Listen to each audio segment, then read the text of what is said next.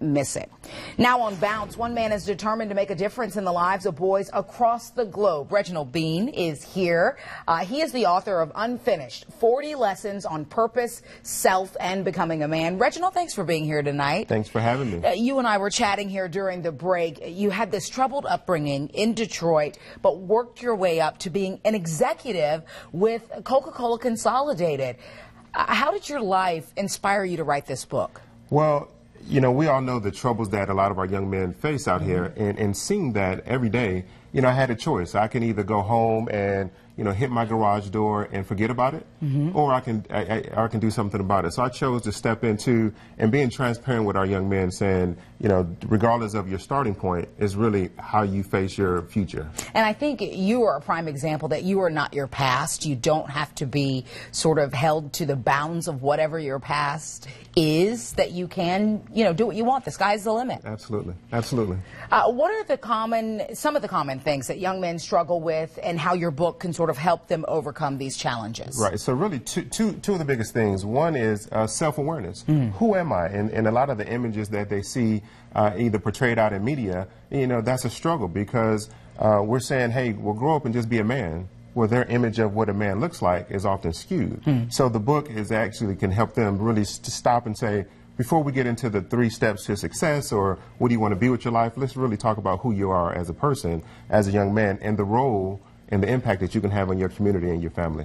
Well, let's talk specifically about one of the exercises. This is chapter 11 called Poor Voices Lead to Poor Choices. And you say the closest people have the most influence on a person. And part of this exercise is having them list the people closest to them. Absolutely. Absolutely. And most young people don't understand that dynamic of the people that are around them have influence on them, both positive and negative. So, you know, in this particular exercise, we just say, list out everybody who's around you, and what is it that you like about them, and what is it that may be negative or positive. And the influence, you know, getting them to think about how do they influence you, I think is also key. Yeah, absolutely. Absolutely. And then one of these quotes just struck me. I wanted to be an adult so badly without realizing that I was discounting the years that would prepare me to be a responsible adult. I didn't realize that life had a certain process that couldn't be bypassed or expedited. Expound on that for me. Well, life, in my opinion, is really about the journey.